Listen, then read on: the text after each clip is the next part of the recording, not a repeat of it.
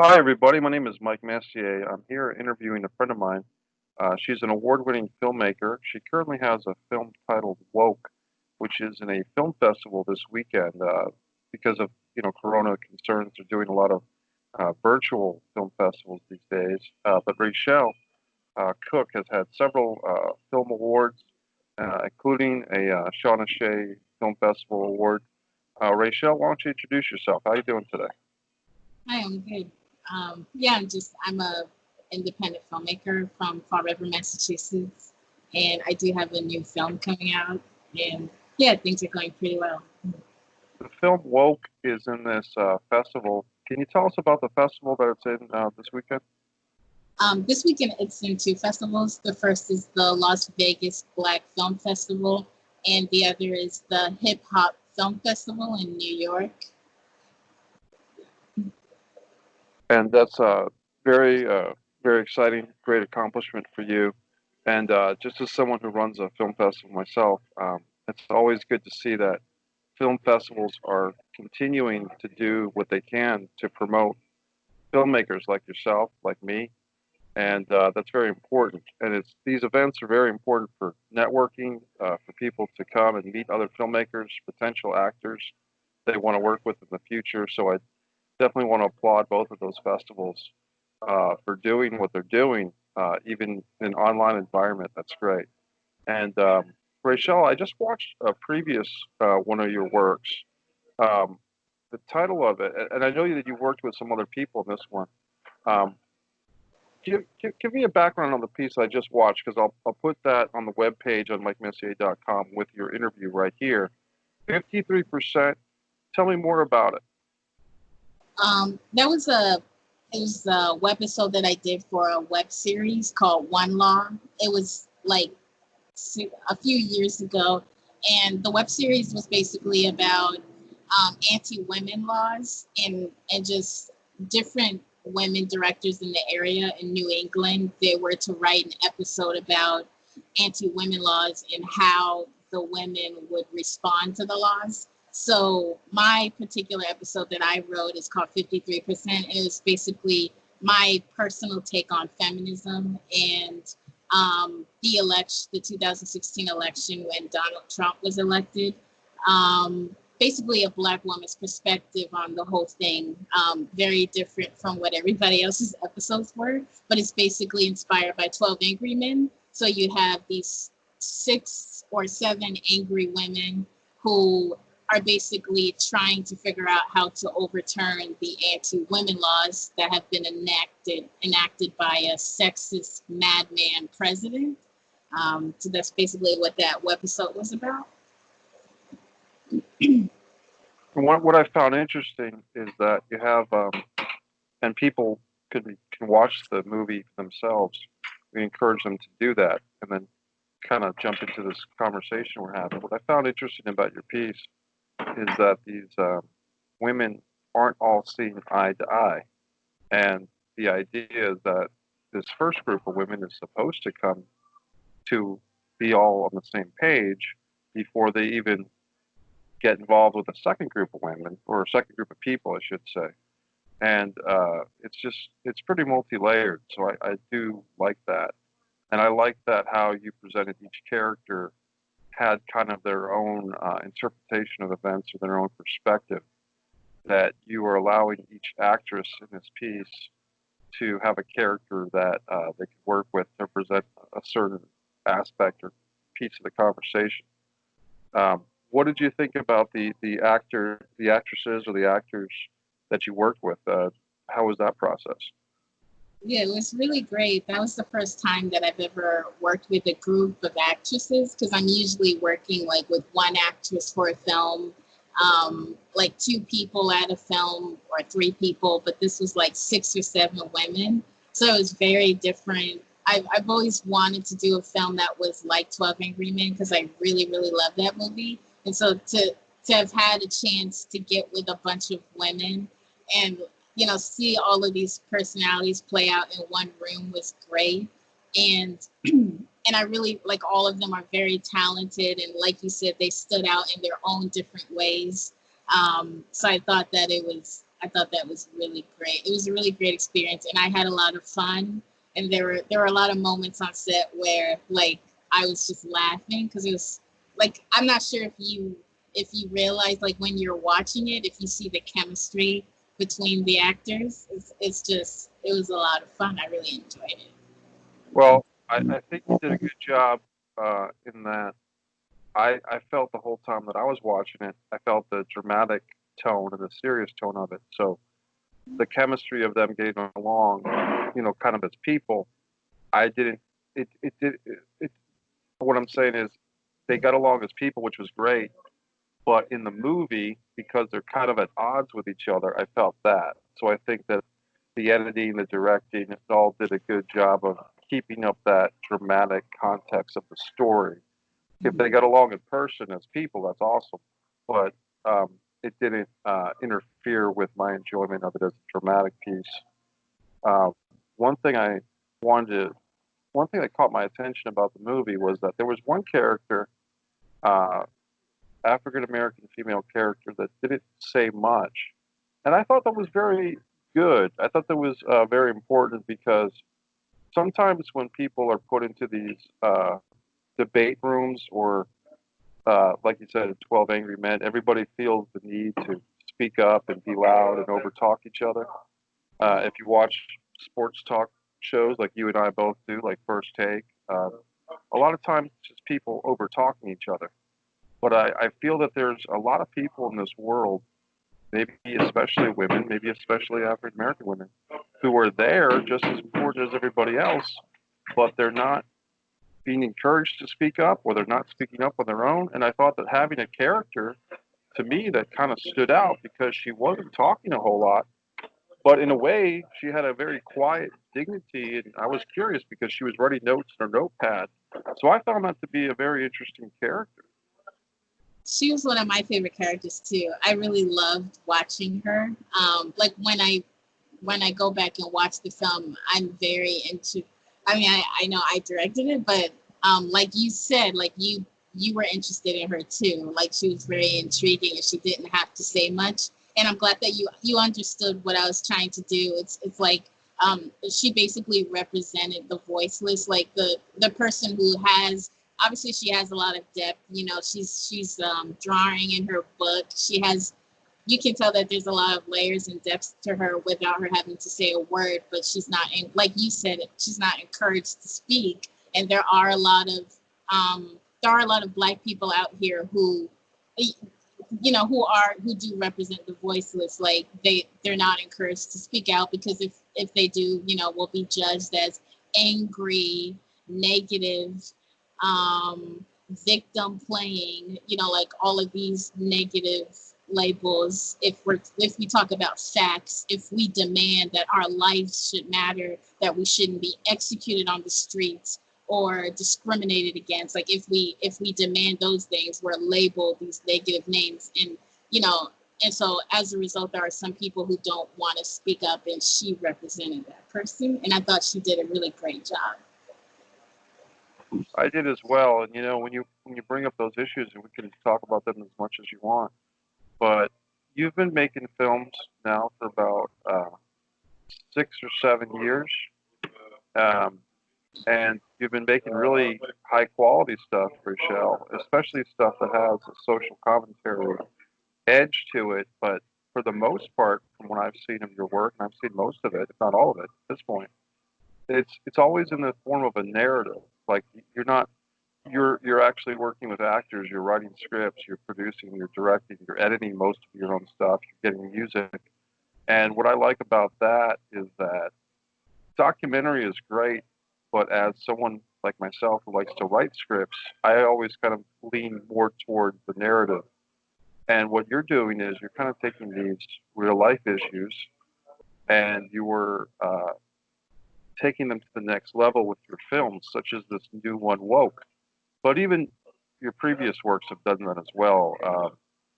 Some of them, like Monet's Room and What's Wrong with Bill Weiner, like some of the social commentary issues that I found pretty fascinating. Call it interracial dating. You could call it mental illness. Some of the topics in your films, is what I'm saying, or about interracial dating, with the Bill Weiner movie, the mental illness with Monet's Room. But some of these things are very difficult sometimes for people to address.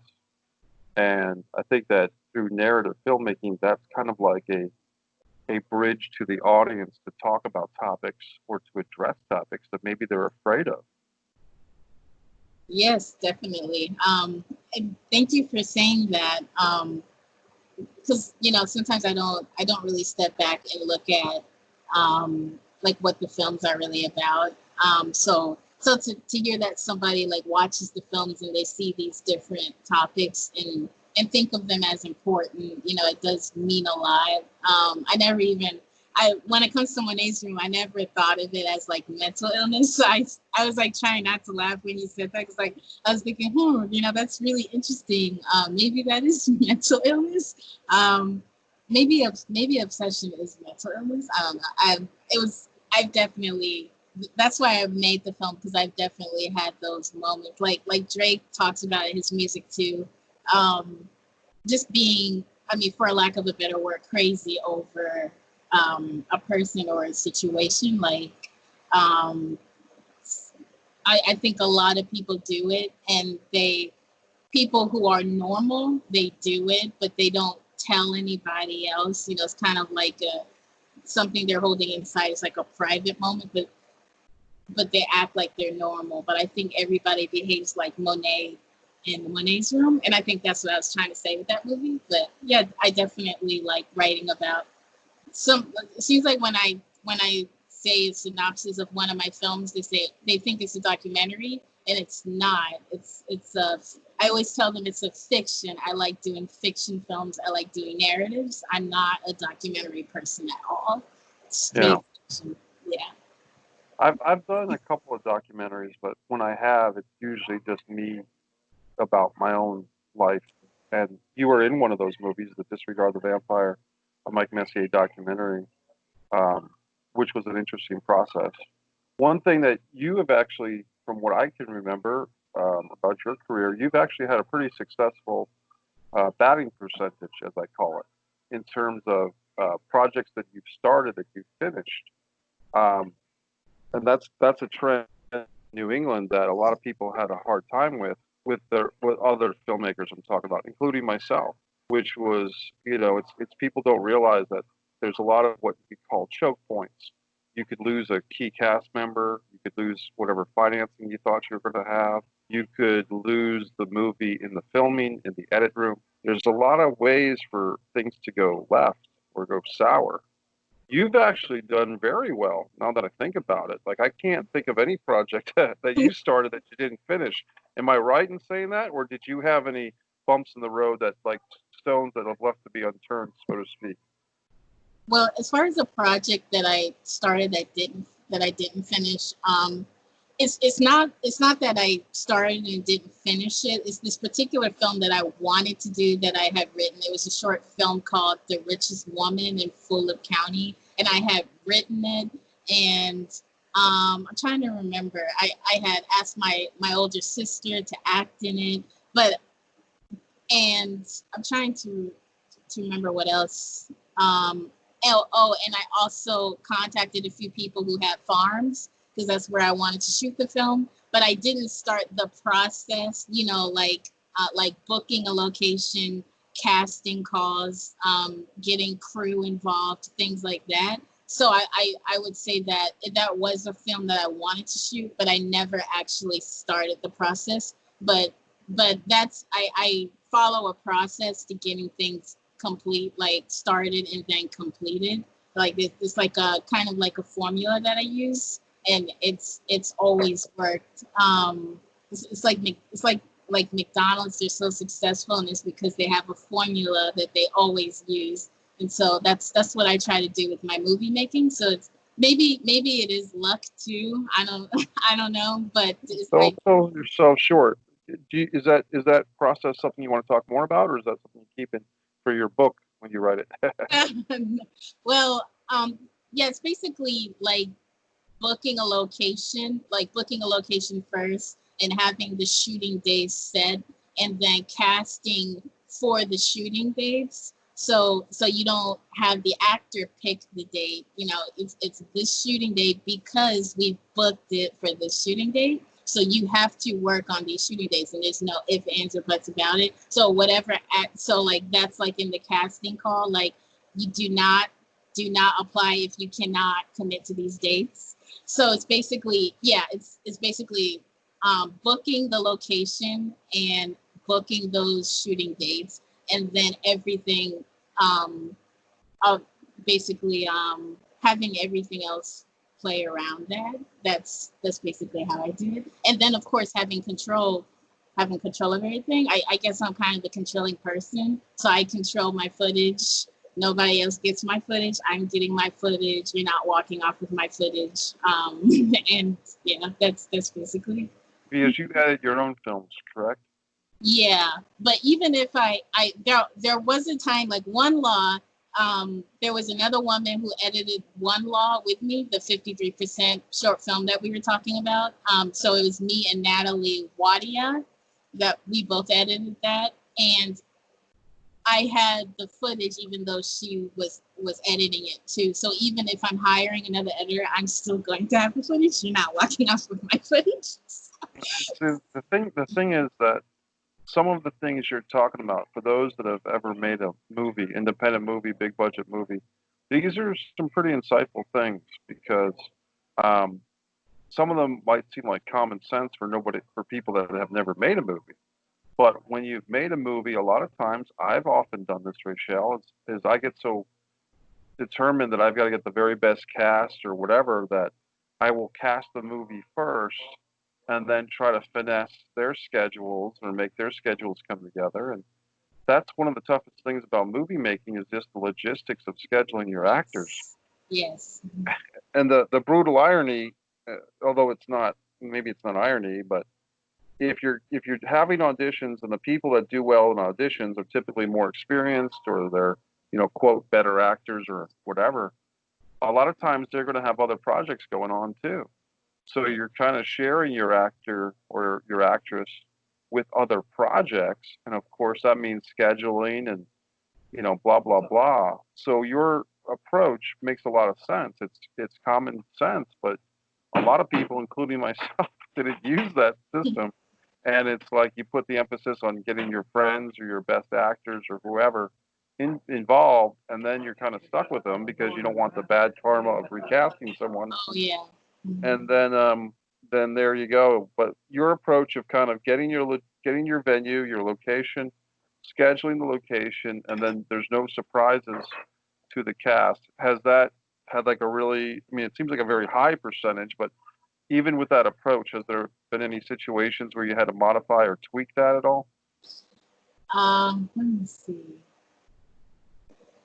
Well, I don't know if this counts as modifying or tweaking the schedule, but I did have a situation when we did Rat City. I had casted an actor. It wasn't Sean Brown at first, and Sean Brown did amazing. Like, I always get compliments on Sean's performance. He wasn't the original actor. It was another person who I had casted, but he missed several rehearsals. I think it was three rehearsals. And then it was like 3 days before the shoot, and I fired him. And I thank God Sean, was available. He could do it. He memorized the script in 3 days. So even though I didn't tweak the shooting schedule. Like I said, those are going to stay.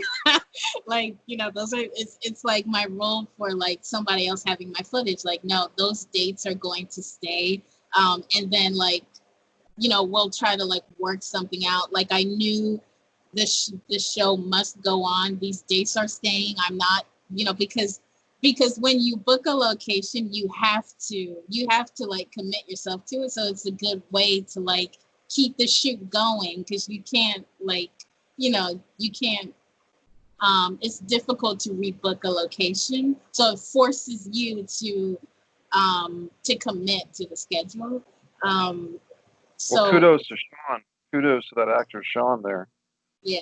That's really cool. Was definitely somebody you'd want to work with again.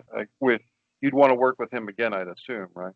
Oh yeah, I worked with him a lot. I'm trying to definitely on Not in Love. That was the film that I did the next year. I worked with him on that short film. He's a professional. He's a great actor. He's committed. He's reliable, and those are the traits that I look for. Like those are the traits I look for. If you're just starting off and you're not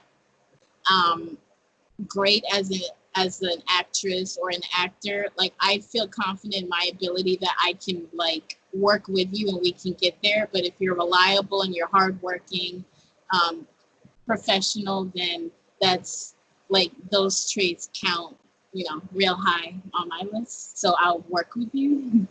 What's like what they say is like half of life is showing up, right? Yes, yeah, absolutely.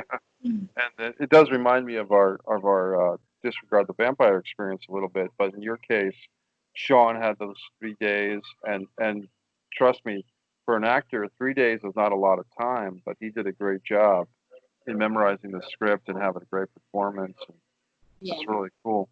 I guess I'd ask you a question, Raeshelle, that I've been asking a lot of folks with these Avalonia Festival interviews is this coronavirus situation with everything kind of on lockdown.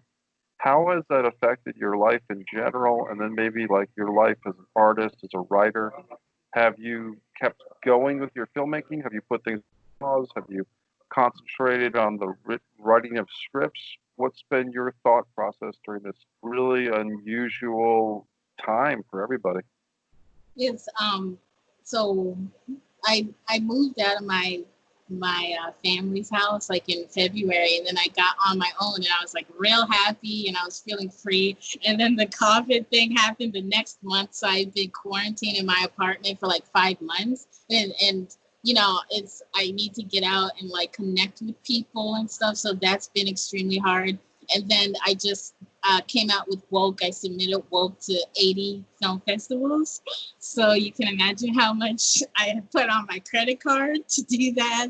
And then, so film festivals are on hold or they're changing their rules to say, well, we're reducing the number because we're doing online now. So because my film's 20 minutes, now they're going to reject my film. So it's extreme.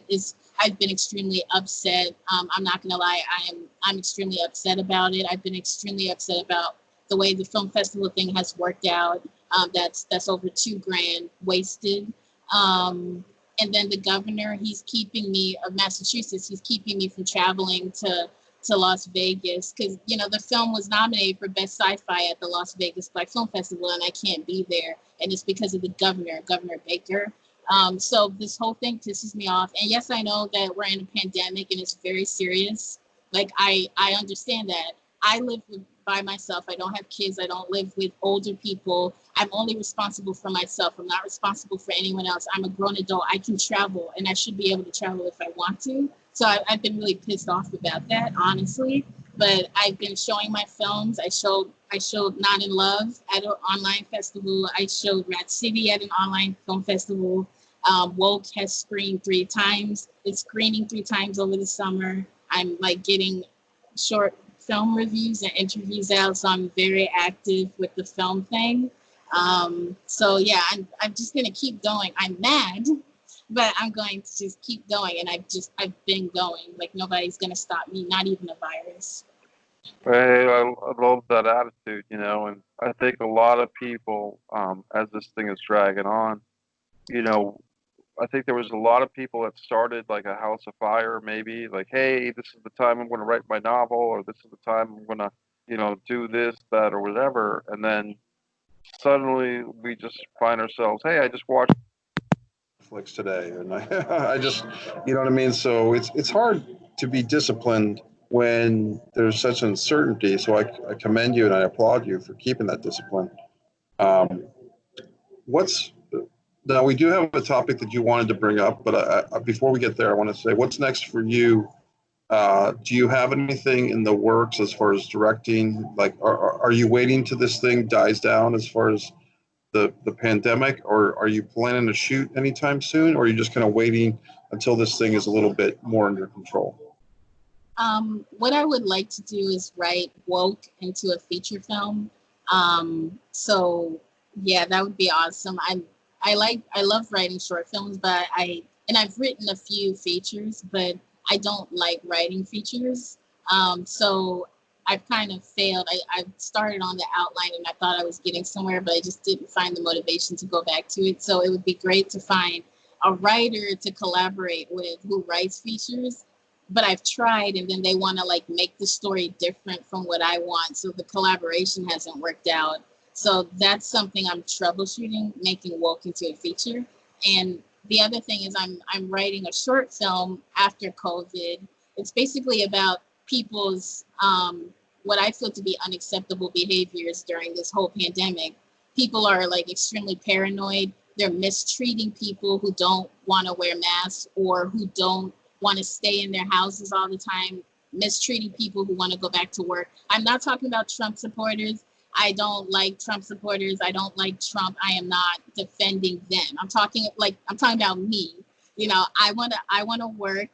I don't want to sit in my apartment. I want to travel to screen my film. I'm talking about people like me, you know, and I'm Black and, you know, I'm pro-Black and I'm not a Trump supporter. So it's not just Trump supporters who want to go back to work and be outside. And I just feel like people are just attacking people like that. So I'm making a short film that's kind of like a satire, but just, you know, it's just infusing people's behaviors during the pandemic and then infusing like the whole racism movement, the true pandemic. But I'm doing that after COVID. And I'm going to speak to a lawyer and an insurance person so that all of these people don't try to get me in trouble, you know, if they catch COVID. I hear you. So now let's talk about the topic that I don't know if I would. It's something that I said on one of my interviews, the Avalonian 7th Theater Festival. So I want to give you a chance to correct me. But the point to cross-reference was the interview with Canadian playwright Jennifer Walton. And I was kind of bringing up the topic of fanism or being a fan of something. And I did use myself as a reference first, which I want on the record that as a pro wrestling fan, I find myself these days complaining about specifically the World Wrestling Entertainment, their political agenda. They've been doing these shows in Saudi Arabia where they initially weren't allowing women to wrestle. The Saudi Arabian government killed an American journalist, and the WWE did like a show there very soon after. They have a lot of laws against homosexuality in Saudi Arabia where they can more or less just kill people there. But as a pro wrestling fan or as a WWE fan, me and other fans will kind of live with these horrible situations. Like we'll address it, we'll complain about it, and we'll complain even that the wrestling is getting boring or non-enjoyable, but we still watch. And then I kind of cross-referenced a situation where you and I went to see a movie together 4 or 5 years ago. It was one of the Marvel comic, I think it was an X-Men movie. And was it an X-Men or something else? But Well, in the video, you said it was Avengers. I think it was Avengers, yeah. It was the one with the monster, the Theo, the monster, kind of like a CGI monster. Mm-hmm. But I basically said that we went to see the movie, and I think I asked you something, and you said, I said, hey, do you think this is going to be good? And you said, I thought what you told me was you knew that the movie was probably not going to be good because you had read some reviews. And I said, well, why are we going to go see it? And you said, well, I want to see how bad it is. Because like as a fan of the Marvel universe and of the comics, it's like you're kind of like monitoring to see how off track they get with these movies. And I was just kind of thinking that's kind of like me with wrestling. Like I'm still such a fan of wrestling or WWE that even though I don't like what they're doing, I'm still watching. I call it hate watching because I'm hate watching the product, but I still want to be informed of the conversation of how bad it is. And you didn't, I guess you didn't like the way that I presented this because later on I said something about, people are sheep. And I think you might have thought that I was saying you were like that, but I wasn't. I was basically saying that all people, when we're fans of something, we're very loyal, maybe to a fault. But what did you think of what I said on that interview, and what would you have me know differently. You, what you said just now was great. It was what you said now is great. Now, imagine if you said that during the interview, then we wouldn't have to have this conversation. You didn't say this during the interview.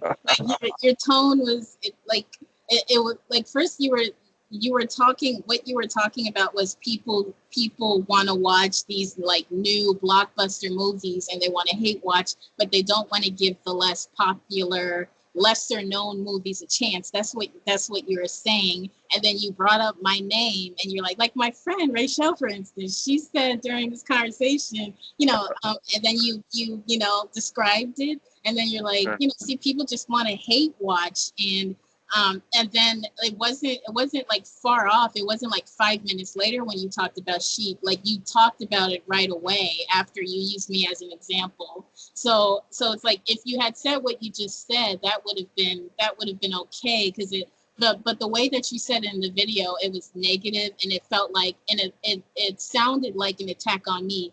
And I wasn't there. So it's like I don't do that to people. Like I don't broadcast on a show and name a person that I had a private conversation or a private moment with and use that as an example of something negative. Like, oh, people don't watch lesser known movies. They like blockbusters. They like to hate watch. Like I guess that's just different principles that we both have. Sure. But in the future, like I would like you to not use my name and negative examples like that. Like I personally feel it's disrespectful and it's a trust thing. I don't want you sharing a private moment that we're having and then broadcasting it on your show, because these people who are watching, they don't know me. They don't know me. It's none of their business. And I'm not there to defend myself. And also, I just want to say, I don't watch blockbusters a lot. I'm a person who loves cartoons. I love like superhero cartoons. I've read some comic books. So I do go and see the Avengers and the Batman and the Superman. I've loved comic books and cartoons since I was a kid. So yes, I do see it. And some of these do suck. And I will watch it anyway to see how accurate they are. And that's actually how I started writing screenplays. It's how I launched my entire film career, because I went to see this X-Men movie, First Class, in 2011 to see how accurate they would be to X-Men Evolution, the cartoon.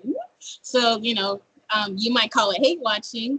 So I went to see, and it was great. And I thought it was so amazing that I wrote my very first screenplay, which was the Zodiacos thing. And then from there, my film career launched. So it's not a negative thing.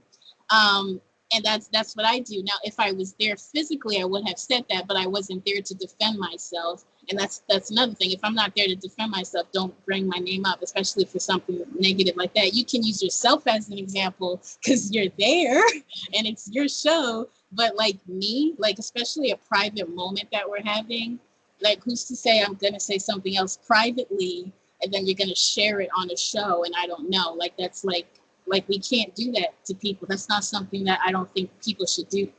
Well, I understand that. I appreciate that. I guess I was thinking more like I wasn't. I was actually thinking that you were giving me kind of an insightful slice of the psyche of the fan. And in this particular, in your or our situation, it was these Marvel movies. In my situation, it's pro wrestling, WWE.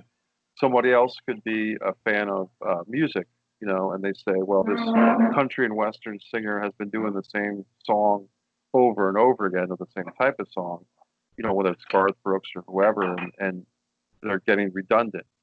So I was just trying to bring a point with that situation that you and I talked about at the movies. It just stood out in my mind as kind of like, this is a piece of the puzzle of how people, could be you, could be me, could be anybody watching this interview.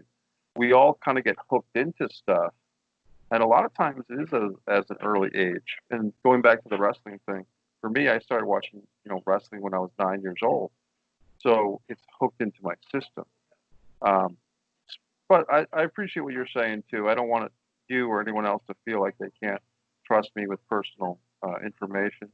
How do you, to kind of broaden the topic a little bit on that, how do you feel that the Marvel films or the DC films, maybe overall, but even with some examples if you have them, how do you feel that they've done with these characters, these Batman films, these Spider-Man films? What stands out to you as the good, the bad, the stuff that could use improvement? What are your thoughts on all those films? Well, I'm a huge DC fan. I'm a huge Batman fan. I'm a huge Justice League fan. I grew up with these cartoons, Superman. Yeah. But the films, the movies are like not good. But I do want to say the first. I'm trying to remember the first Superman movie with Henry Cavill was great. That was awesome. And the Christopher Nolan films. The very first the first Batman. I'm trying to remember. Christopher Nolan's first Batman film. With what's his name? Oh yeah, there's another guy that did. Oh God. Yeah, the guy, the fighter, the guy that played the brother in The Fighter, Christian Bale. Yes, that first one was really good, and then the one with the Joker was amazing, but only because of the Joker. I didn't care for what was his name? Christian, you said? Christian Bale. Christian Bale, yeah. The one with the Joker in it, Christian Bale, to me wasn't good in that one like he was in the first one. Heath Ledger Joker. Yeah. Okay. Heath Ledger's Joker, he totally took over that film, and Batman was like not present. He was not noticeable, and Batman is supposed to be this big, fearful, powerful presence, and so I thought he didn't do a good job at all. I'm a huge Kevin Conroy animated Batman fan. That's Batman right there. And if you're not going to do that Batman, if you're not going to have that presence, then you shouldn't be doing Batman. That's completely insulting to me. The one with Mark Hamill as the Joker? Yes. Okay. Amazing cartoon series. So yes, I watch these movies to see if they're going to respect the original cartoon series. Absolutely. But Marvel does an amazing job at their films, I believe. I really enjoy the new Spider-Man. I'm bad with names. I'm really bad with names. A lot of people don't like the new Spider-Man, but I love the new Spider-Man. I'm not sure if you remember his name. I don't. Off the top of my head, I saw the two most recent movies with them. And then there was even an animated Spider-Man Into the Spider-Verse animated one that I saw in the theater too. So there gets to be a lot of these films. What did you think of? I don't know the actor's name. I can't remember him off the top of my head. But what did you think of Joaquin Phoenix as the Joker? Did you see that one? Oh no, I'm not gonna go see that one. No. It looks like an art house piece, like not the real Joker, like something like a depressed Joker or something, like somebody trying to be really artsy or whatever. Like that's not the Joker that I grew up with. I mean, I know I need to see things before I judge, but the clips that I saw, I was offended. So, like I said, I'm like a huge Batman the Animated Series fan, and the way that they represented those characters. And if you're gonna like go way off base, that's just insulting to me. I didn't see it. I saw it twice in the theater. It really felt more like I guess I liked it if I went to see it twice, but it felt more like a Taxi Driver, like a hardcore late '70s type of movie. I Oh, liked it. I mean, I guess I was really impressed by Joaquin Phoenix and De Niro, who was the actor in Taxi Driver, was in this thing as well. So I liked it myself. I mean, it was a different type of movie, obviously, but I dug it. I remember you talking about feature film writing before, Raeshelle, and I do remember you writing a feature film script once upon a time that had the word bridge in it. You know what I'm talking yeah, about? the sun sets on Tokyo Bridge. I like that one a lot. I remember enjoying that one because in the script that you wrote, it was for a writers group that we were both in at the time, and you had like a lot of references to music, and it was kind of like an instructional thing. Like you were telling us to seek out this music. Most of the songs I hadn't heard before, and I kind of enjoyed the process. Is that something? Is that a project you might want to accomplish at some point as far as filming it? I think about that script still to this day. I think I wrote it, was it 2012? I think when we Which, all first joined that group. yeah, it was going Yeah, way back to like 2012. Yeah, yeah. yeah. And I still think about it today, and it's 2020. So I think that's probably, I mean, like I love biopics. That was like a biopic, like a music biopic type of script. I would love to do a music biopic type of movie. I love them so much. I love music. I love them more than films. So I would I want to do a musical and I want to do a music biopic, like two different genres. So definitely it would be awesome to be able to get the rights to those, like to license those songs and do that movie. Absolutely. That would be awesome. I still think about that. Raeshelle, if anyone out there is watching our interview and wants to see, I guess two questions back to back. Either they want to see more of your work, or if they want to get in contact with you about possibly, funding or financing one of your future film scripts, or being an actor or an actress in one of your, future projects. Two questions: where can people see your work, and where can they contact you, or how can they contact you? You can see my work on Vimeo. So you can go to www.vimeo.com/my first name, Raeshelle. You can message me on Vimeo too. And you can also connect with me on Facebook, facebook.com/Raeshelle Cooke. So you can send me a message on there too. Yeah. Um, Anything else you want to say about your own career, about the state of the world, filmmaking in general? I'll kind of give you an open forum because I know there's so many things going on in the world. And like I said, for 7, 8, 9 years, you've been making some really quality films that have addressed these issues that have come out more now. Like you said, more people are kind of waking up, but you were woken up or woke, so to speak, before some of these things in 2020, and I'll give you a lot of credit for that. But is there anything that you want to address now? Go right ahead.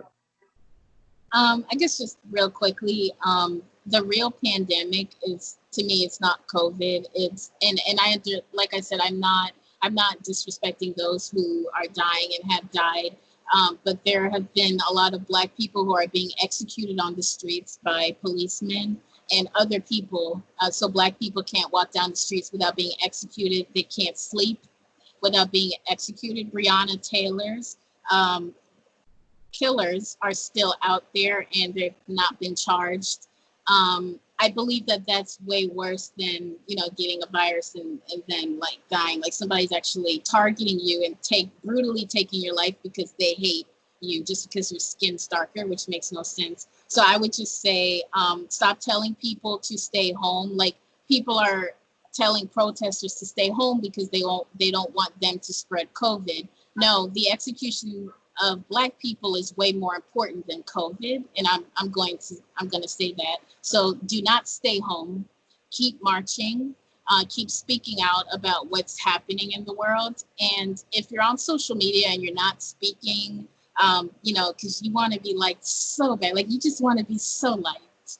And you don't want to offend your white friends who don't care about Black people. Like you need to get it together. You need to evaluate why you care so much about being liked, and you need to speak out for people who are being executed because we're humans too, and our life matters too. So stop being silent and speak out, and be sincere when you speak out. Don't just speak out because you feel pressure. If you're not sincere about it, then you need to reevaluate why you are the way that you are, because the world can do better without people like that. So all of this is just like really upsetting as a Black person. I'm scared for my brother. I'm scared for my mom, my sisters, me.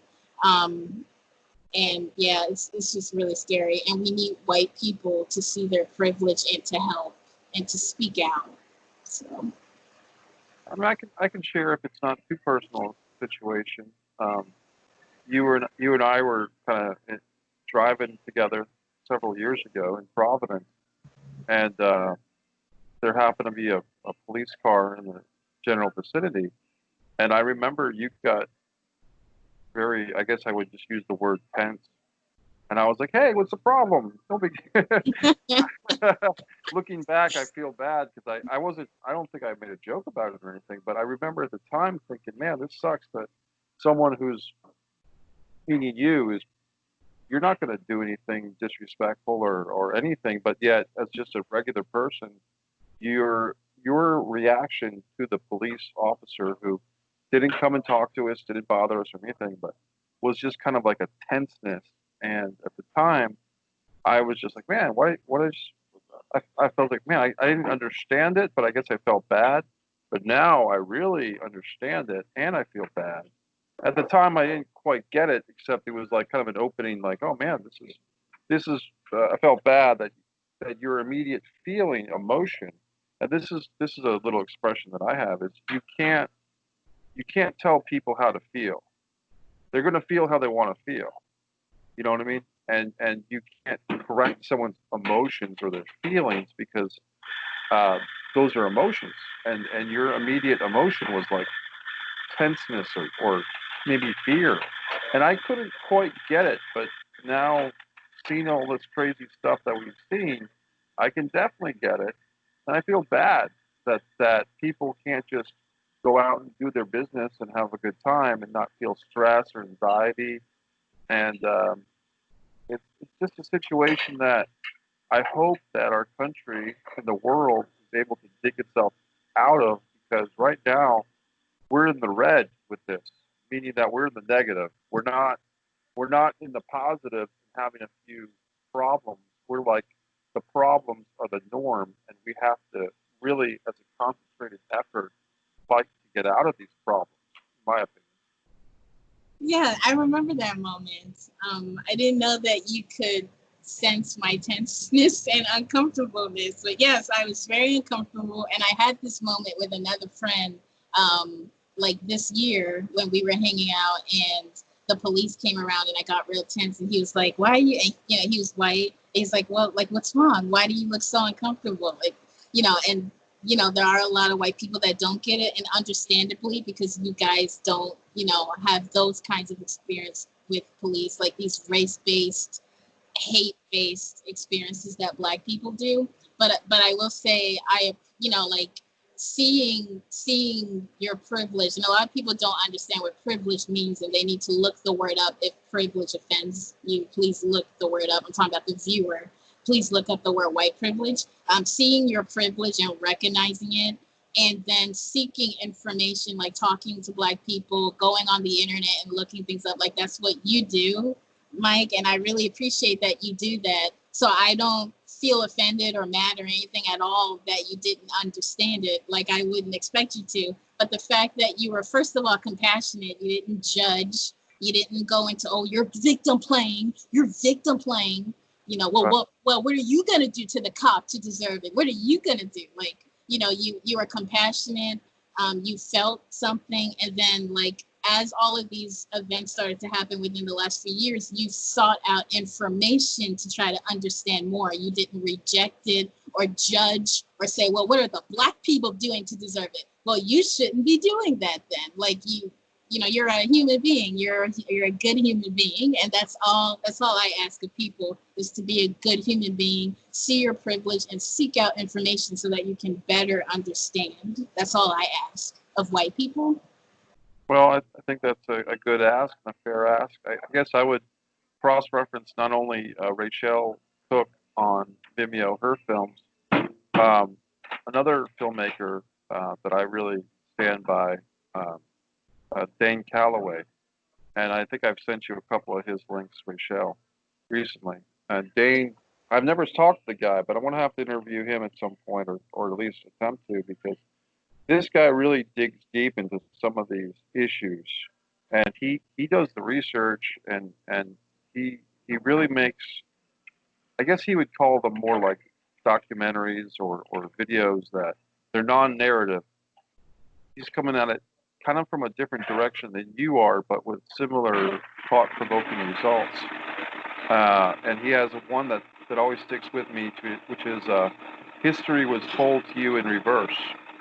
And he goes deep into the origins of the slave trade, and he questions how many slaves were actually brought from Africa, as opposed to one of his topics is what we call African Americans.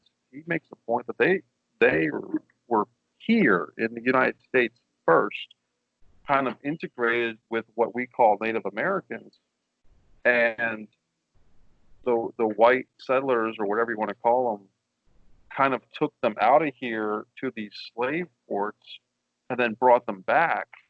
And it's like he's bringing up some real historical stuff that makes you question and challenge everything that we were taught in school about all of this stuff. And it's very fascinating to me that, and I'm grateful that he's got this platform on YouTube, and he also does Patreon and stuff, because he's bringing up some big time issues that people want to ignore, and they want to kind of think that the school book that we got in third grade had all the answers, and usually it's turning out that a lot of them didn't. Yeah. Yes, that's something that we are starting to learn, that the American education school system is a lie. And that's actually one of the huge problems. That's why a lot of white people are, that's why they don't know what's going on in the world or what has happened as it pertains to race relations. They don't understand why Black people are so mad right now, and why there are rioters, why there are looters. They don't understand, and that's because some of them have some are racist, but then there are like the majority who are just not taught. They're not taught the truth in the school system. They've been lied to this whole time. And I say that all the time. The American school system is a lie, and people need to educate themselves. They need to do what you're doing and seek out information. Like, what's his name? Stan Calloway? No, Dane, Dane Calloway. Okay. I have him on my other channels I enjoy on my YouTube page, Dane Calloway, and he's got some really good stuff. And he's got like about a new video every week or every other week, and just some real mind blowing information. And he's not pulling it out of thin air; like, he's doing the research. You know what I mean? Yeah. Mm-hmm. And like I said, he's kind of doing the documentary version of what you're doing with narrative. There's one topic I think I learned from Dane, and I've got it verified through other sources, is that George Washington was really not the first president of the United States. There were other people who had the term president, maybe before the USA declared itself independent from England. We had presidents. So Washington is credited as the first president, but what he really was the first president once the Declaration of Independence set in. But there was like 24 other people, and some of them, according to Dane and others, were probably Black, that were the president of the country before Washington. So was Washington the first president after independence? But there was these other presidents, like 24 guys, who had that same office more or less before we were declared independent from England. And the thought is that some of them, at least 2 or 3, were Black. So that would really change everybody's perspectives of things if that information was either A, accepted as fact, or B, at least discussed. Yes. As a possibility. And people don't want to discuss possibilities, because once they've got it ingrained that George Washington was the first president, and Barack Obama was the first African American president, people don't want to argue that once they've been taught that that was the truth. But if you really think about it, why is it the truth? Because that's what you were taught in the school book. Mm-hmm. We weren't alive in 1776 or whenever to be there with our own eyes. We're just basing the truth on what somebody else told us. So it gets pretty interesting when you go down this rabbit hole of information that Dane provides, and films like yourself that cause people, filmmakers like yourself, that cause people to challenge the knowledge that they've been fed. Absolutely. Absolutely.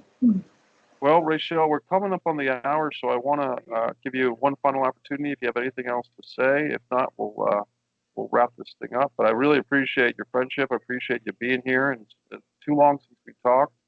And hoping that someday with all over. Perhaps you'll come down to the southern U.S. and explore this area as well. Oh, yes. I would love to do that. I love to travel. I was going to throw more shade at my governor, but yes, I absolutely love to travel, and I will definitely go down to Florida so that we can like hang out and catch up. Yep, definitely. Good, good. Well, thank you very much, Raeshelle Cooke. It's been a pleasure speaking with you. And for everyone watching here on YouTube or Vimeo, I'll provide the link to my webpage, which will have Raeshelle's Vimeo film 53 and the trailer for Woke as well. So we appreciate you watching, and thanks everyone for joining the MikeMessier.com fun. Thank you. Thank you.